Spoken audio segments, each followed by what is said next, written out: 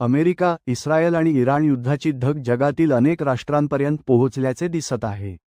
असे असतानाच जगातील 20% कच्च्या तेलाची वाहतूक करणाऱ्या होर्मुझ सामुद्रधुनीजवळ इराणने सुरुंग पेरल्याचे वृत्त आहे.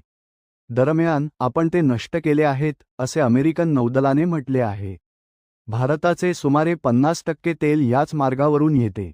या जागतिक संकटाच्या पार्श्वभूमीवर भारताची ऊर्जा सुरक्षा नेमकी किती भक्कम आहे आणि शेजारील देशांकडे किती तेल साठा आहे, असा प्रश्न अनेकांच्या मनात येत आहे.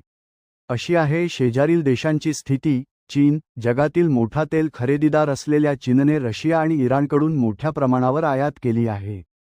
चीनकडे सध्या 150 कोटी बॅरलचा साठा असून तो 90 ते 100 दिवस पुरू शकतो. वर्ल्डोमीटरच्या 2025च्या आकडेवारीनुसार पाकिस्तानकडे 243 दशलक्ष बॅरल तेलाचे साठे आहेत. तथापि, त्यावर प्रक्रिया केली जात नाही. पाकिस्तानकडे 28 दिवसांचे पेट्रोल आणि डिझेलचे साठे आहेत. पाकिस्तानची परिस्थिती आधीच गंभीर आहे.